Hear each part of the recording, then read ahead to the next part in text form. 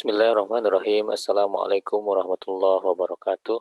Alhamdulillah pada kesempatan kali ini di pertemuan kelima ya, kita akan coba masuk ke bagian yang cukup penting dalam proses pembuatan proposal penelitian, yaitu eh, penelusuran penelusuran pustaka maksudnya.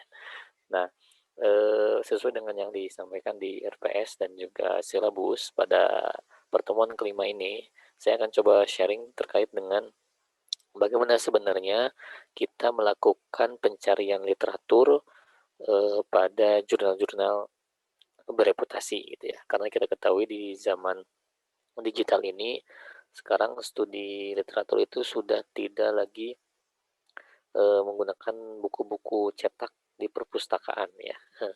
Bukan berarti perpustakaan sekarang tidak ada manfaatnya ya, tapi di perpustakaan pun sekarang sudah menjadi digital ya. Semuanya berbasis digital dan bisa diakses melalui internet.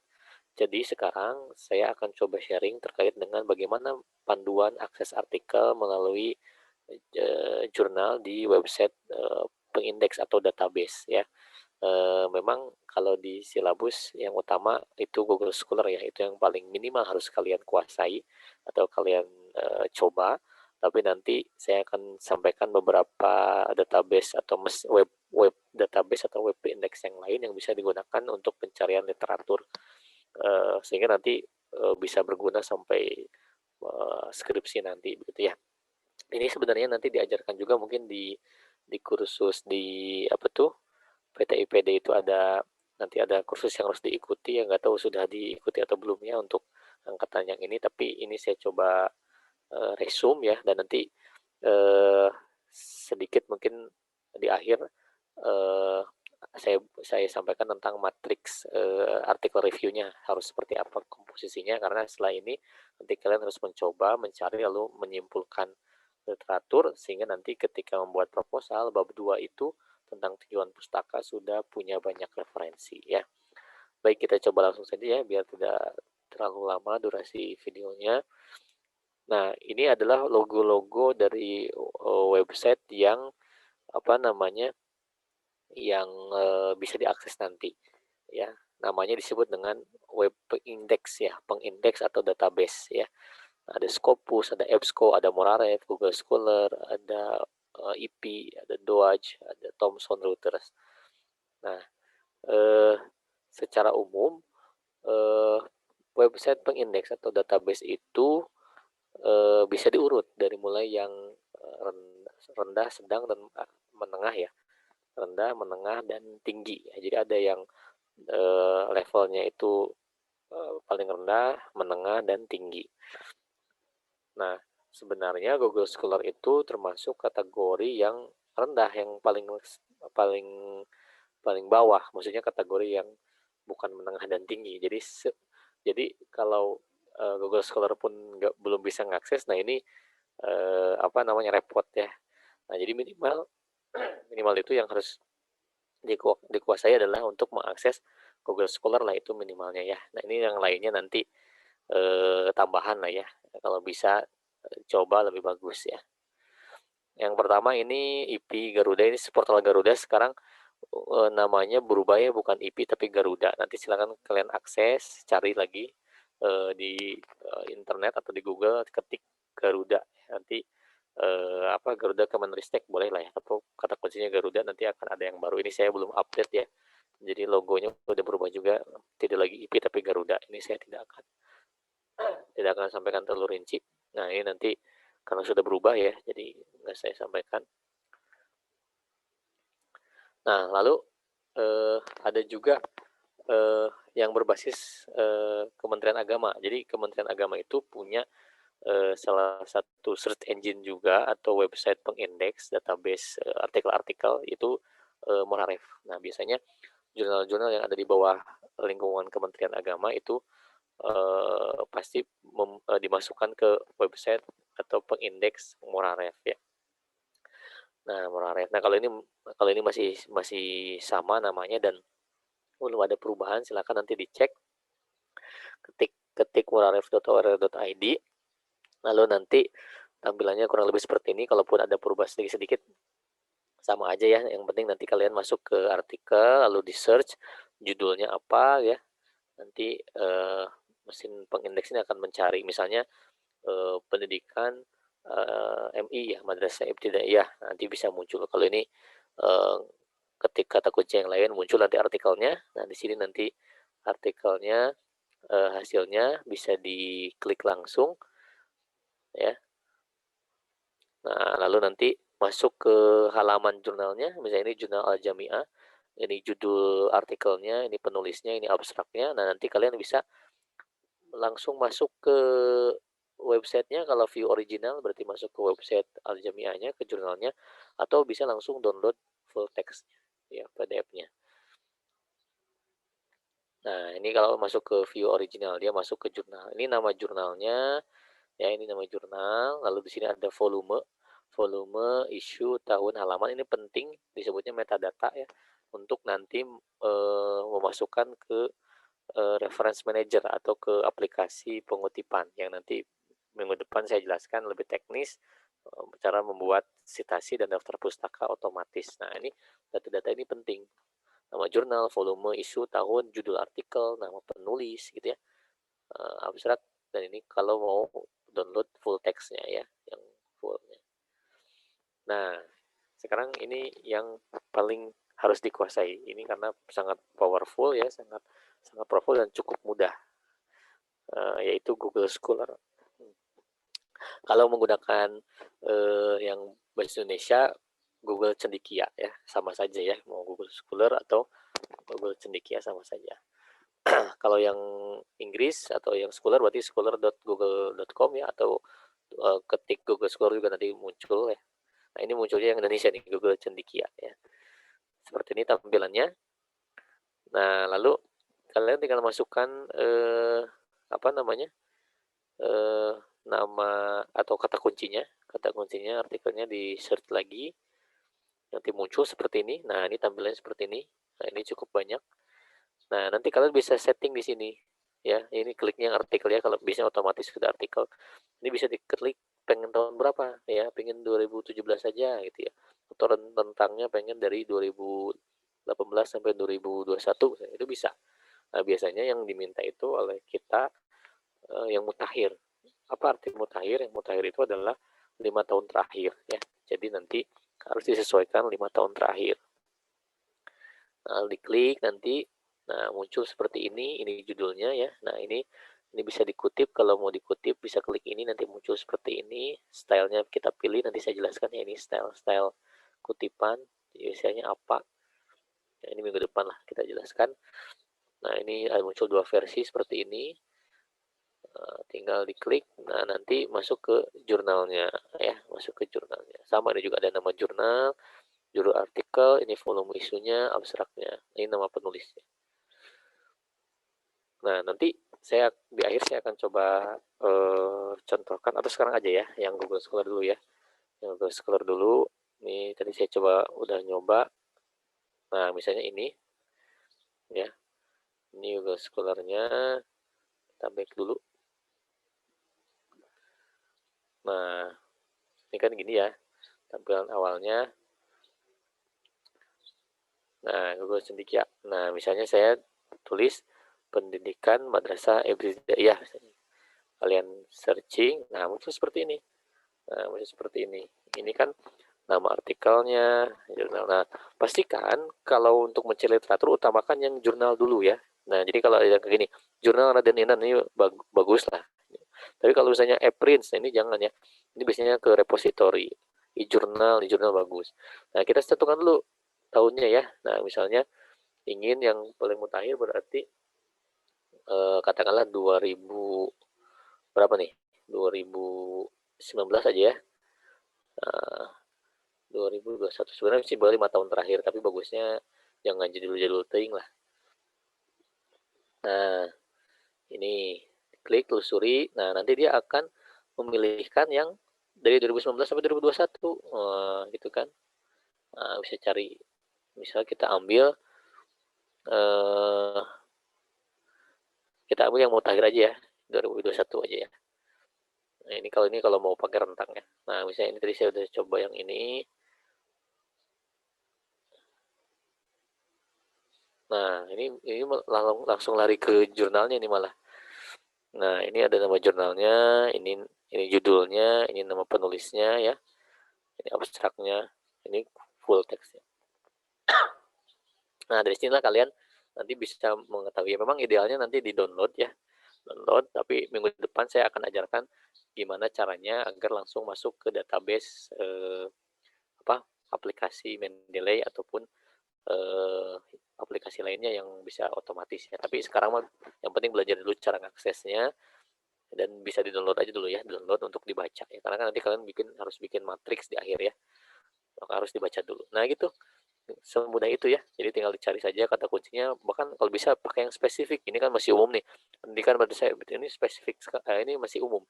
Bikin yang lebih spesifik, misalnya pengembangan kurikulum di madrasah, itu kan udah cukup spesifik ya, media pembelajaran dan seterusnya ya, gitu. Ini saya lanjutkan dulu ya.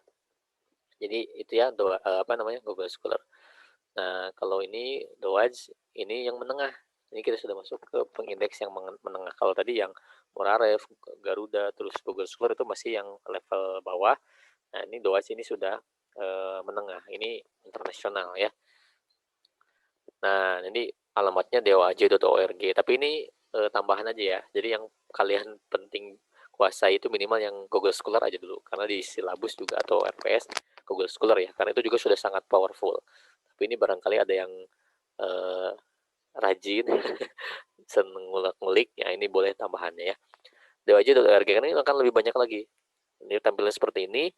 Lalu kalian masuk ke search, diklik, lalu bisa dipilih ya apakah mau abstraknya atau apakah judulnya, pokoknya kata kuncinya masukkan aja.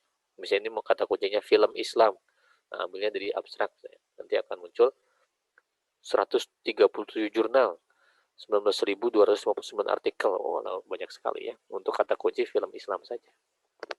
Jadi seperti itu ya. Nah, nanti muncul nih hasilnya, kalian pilih salah satu, misalnya ini Islam in the Western Media. Nah, nanti kalau ingin lari ke jurnal websitenya, klik jurnal homepage ya. Klik jurnal homepage. Ini tenang ya langkah-langkahnya, atau slide-nya nanti saya share di LMS juga, jadi bisa nyoba sambil lihat PPT-nya nanti ya. Kalau ini kan hanya penjelasannya dulu. Nah, nanti masuk ke website jurnalnya seperti ini. Gitu ya. Ini nomor jurnal, ini nomor isu dan seterusnya. Tinggal dicari tinggal di-download full text ya. Lalu ada EBSCO. Ini juga EBSCO menengah ya. EBSCO menengah, ketiknya search ebscohost.com ya. Nah, lalu dicentang semua, klik continue. Oh, ini buka di WiFi UIN, ini biar apa sih? Biar bisa download ya, karena memang EBSCO itu ada yang berbayar, jadi karena kita sudah langganan di UIN, ada bisa akses ya. Tapi kalau sekarang kan lagi pandemik ya, mungkin belum bisa dicoba ya, kecuali yang dekat rumah yang dekat kampus bisa pakai WiFi. Ini hanya pengetahuan dulu saja ya. Nah, ini tampilannya ya, sama, masukin judul, nanti muncul ya, klik artikelnya, hasil pencariannya dan seterusnya ya. Ini hasilnya. Oke, lewat dulu ya. Nah, ini yang paling bereputasi ya, yang paling bereputasi yaitu Scopus ya. Mudah-mudahan ada yang pernah dengar. Kalau belum, barusan denger ya, Scopus ya. Nah, ini yang dijadikan rujukan di dunia ya. Salah satunya adalah Scopus. Bahkan dosen-dosen juga selalu mengakses untuk mendapatkan artikel-artikel yang cukup baik di Scopus ya. Nah, untuk mengecek jurnalnya, kalian bisa masuk ke skimagojr.com. Nanti di sini alamatnya, lalu klik jurnal ranking.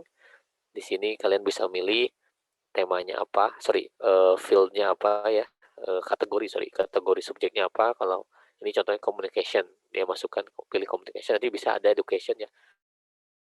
Tapi kalau yang Islam memang termasuk madrasah ya, itu kan berarti nggak spesifik di sini ya. Jadi harus pilihnya mungkin education atau religious studies ya. Jadi klik, nanti muncul jurnal-jurnalnya. Nah, ini key ini merupakan menunjukkan peringkat ya. Biasanya yang bagus itu Q1, paling bagus ya, Q1 ya. Berarti berurut ya, Q1, Q2, Q3 sampai Q4 ya. Nah, ini ada yang Q1, boleh diklik salah satunya, nanti bisa diklik kalau pengen masuk ke jurnalnya, masuk source-nya, klik source-nya atau homepage sama ya. Nanti dia akan masuk ke halaman asli jurnalnya gitu. Ini sama selebihnya cari lagi artikel-artikelnya. Nah, ini juga tambahan lah ya. Nah, ini juga sama, ini salah dua. Salah satunya kan Scopus, salah duanya adalah Thomson and Reuters, yang sekarang sebenarnya udah berubah menjadi Web of Science. Ini juga saya belum update, mohon maaf nih. Tapi karena ini tambahan, jadi saya sengaja juga sih nggak update ya. Yang penting kalian mau Google Scholar aja.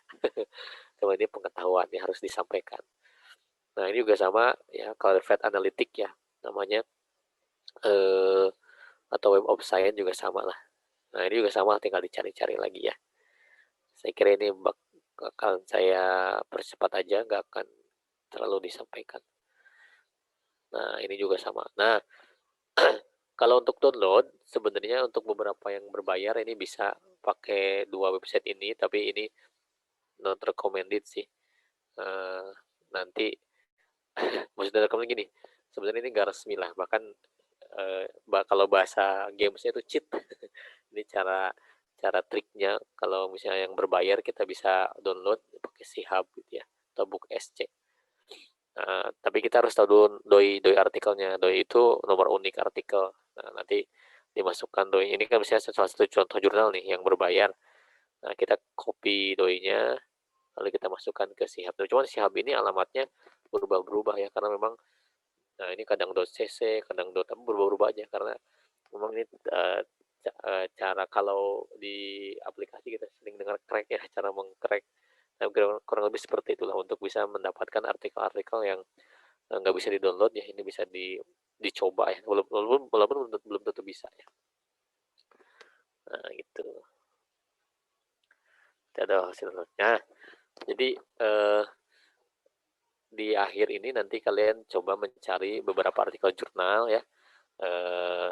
Jadi mungkin nanti saya tugaskan minimal 5 lah ya, minimal 5 mencari jurnal. Yang penting mencoba dulu ya. Tapi nanti kalau dalam studi pustaka kan nggak mungkin 5 ya, karena kan nanti daftar pustaka nggak mungkin 5.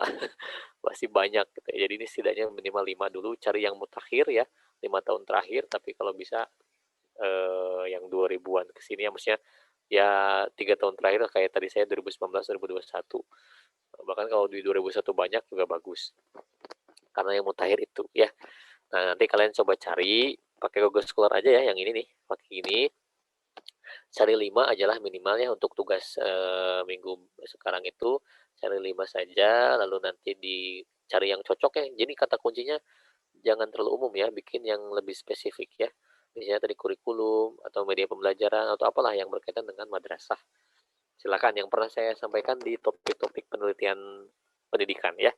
Yang kemarin pernah saya sampaikan itu adalah topik-topiknya. Silakan dipilih saja mana yang sesuai. Nah, lalu nanti kalian buat matriks seperti ini. Nah, ini juga nanti saya akan share di LMS formatnya ya. Jadi kalian bikin semacam matriks artikel review. Ini kan nanti untuk output UTS ya. Yang pernah kita sepakati, UTS itu outputnya adalah artikel review. Kalau UAS itu draft proposal penelitian. Nah, nanti kalian buat seperti ini, ada nomor, judul, tahun, abstrak atau topik, teknik dan metodologi riset, kebaruan dan kontribusi ilmu, dan kesimpulan. Setidaknya inilah. Bikin seperti ini, dan minimal cari 5. Ini minimal aja ya, minimal. Jadi kalau mau yang rajin dan lebih dari 5 silakan ya. Nah, misalnya tadi sudah dapat ini artikelnya ya, mana tadi? Nah, ini. Yang ini misalnya saya pilih ini ya, setelah di searching tahun 2021 saya pilih yang ini misalnya, nanti kan dapat nih jurnalnya. Nah, kalian boleh baca dulu atau minimal kelihatan lah dari judul sama abstraknya ya. Lalu masukkan ke matriks ini. Nomor, judulnya apa? Nah, pindahkan. Judulnya adalah ini kan, proses bla bla bla. Ini kan tinggal copy paste aja. Pindahin ke sini ya. Proses dan prinsip pengembangan kurikulum pendidikan guru madrasah ibtidaiyah. Tahun berapa? 2021. Nah, ini kan 2021 nih. Nah, 2021 ya, volume 3 nomor 2 2021. 2021, lalu abstrak atau topiknya apa? Ya, pasti setiap artikel ada abstrak ya. Jadi samalah, ini juga copy aja abstraknya, di copy.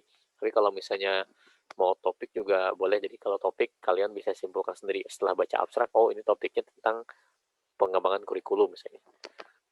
Boleh, tapi simpelnya copy aja abstraknya, pindahkan ke sini biar nanti kalian bisa baca lagi. Kalau sudah beres itu enak, nanti kalian punya rangkuman-rangkuman referensi, nanti mana yang cocok dikutip, mana yang tidak. Lalu teknik dan metodologi riset. Nah ini bisa dibaca di abstrak, atau kalau nggak muncul harus baca full text-nya. Nah kebetulan artikel ini menggunakan kualitatif ya, metodologinya kualitatif. Kemarin kan ada dua ya, ada kuanti, ada kuali. Nah terus spesifikasi lagi kualinya pakai teknik apa. Kalau ini pakai library research ya, studi pustakaan ya. Kemarin kan ada observasi, ada wawancara ya, atau misalnya kalau kuantitatif ada menggunakan statistika dan seterusnya ya. Nah ini ditulis di sini metodologinya. Nah yang kolom berikutnya adalah kebaruan dan kontribusi ilmu. Nah kalau ini kalian harus baca dulu ya, harus baca dulu ya, tapi nggak harus detail lah bacanya, yang penting kebayang, oh ini isinya tentang apa sih, oh ternyata tentang kurikulum. Nah apa sebenarnya kebaruannya? Kebaruannya adalah pengembangan kurikulum terhadap kondisi belajar mengajar yang lebih baik misalnya gitu. Termasuk kontribusi ya, ini saya sengaja ngasal dulu ya. Ini harusnya kan ada dua, kebaruannya apa sama kontribusi ilmunya apa. Ini saya lebih ke kontribusi ilmu ya. Kontribusi ilmunya itu adalah mengembangkan kurikulum terhadap kondisi belajar yang lebih baik. Kalau kebaruannya apa? Nah kalau kebaruan nanti harus kalian baca di full text-nya. Di full text-nya kalian baca ya, di hasil pembahasan apa yang ditemukan kebaruannya. Misalnya terdapat langkah-langkah pembuatan kurikulum dengan teknik yang baru. Nah misal itu ya, itu adalah kebaruan ya. Jadi pokoknya apa yang baru dari penelitian tersebut. Nah ini justru yang penting, karena nanti di proposal itu penelitian kalian akan mencantumkan di latar belakang kenapa memilih tema itu penelitiannya, karena ini kebaruan karena latar belakangnya ini nanti kalian bisa belajar menemukan kebaruan dalam penelitian gitu ya. Nah ini dibaca dulu ya, ya nggak harus detail lah ya, sekilas-sekilas, oh ini tentang ini tentang ini. Nah ternyata nanti kebaruannya ketemu apa, misalnya tadi dapat teknik baru dalam model pengembangan kurikulum, atau misalnya kebaruannya bikin produk media pembelajaran berbasis Android gitu dalam topik IPA misalnya gitu ya. Itu juga kebaruannya bisa dibaca dulu ya. Nah yang terakhir ada kesimpulan. Kalau kesimpulan juga gampang, kalian copy aja dari kesimpulan ya di sini. Tapi kalau kepanjangan jangan semuanya ya, cari aja kata kuncinya. Kalau ini misalnya saya ambil kesimpulannya adalah ada langkah-langkah pengembangan kurikulum. Ini berdasarkan pembahasan tadi. Itu yang pertama merumuskan tujuan, menyeleksi pengalaman, mengorganisasi belajar dan seterusnya. Juga ada 4 sumber prinsip pengembangan kurikulum ya, yaitu empirical data, eksperimen data, dan kebiasaan yang hidup di masyarakat ya. Juga common sense ya, akal sehat. Nah ini yang diambil dari kesimpulan. Oke, mudah-mudahan bisa dipahami ya. Jadi nanti ujungnya kalian bikin matriks ini, sehingga nanti kalian punya database-nya ya minimal dari 5 lah ya, karena untuk latihan. Nanti kalau untuk draft proposal harus lebih banyak ya. Nah, cuman ini latihan dulu, dan yang paling penting bisa menggunakan Google Scholar-nya untuk pencarian literatur ya. Nah, nanti minggu depan kita akan coba contohkan bagaimana cara mengutip dengan menggunakan reference manager, atau setidaknya menggunakan tools yang ada di Microsoft Word ya, dalam pembuatan daftar pustaka dan kutipan otomatis. Saya kira itu ya, biar tidak terlalu panjang durasi videonya. Ini tinggal berlatih saja. Jadi nanti saya akan posting di LMS PowerPoint-nya sebagai panduan, lalu juga matriks ini ya, matriks ini yang harus kalian isi di minggu ini. Saya kira itu saja. Mudah-mudahan bermanfaat. Mohon maaf apabila ada kekurangan. Tetap semangat ya. Mudah-mudahan pandemi ini segera berakhir dan kita bisa segera bertatap muka ya. Salam sehat, salam buat keluarga bagi yang di rumah. Tentunya mayoritas di rumah ya. Kalau ada yang mau ditanyakan silakan nanti bisa langsung komunikasi, atau bisa di forum diskusi di LMS. Terima kasih. Assalamualaikum warahmatullahi wabarakatuh.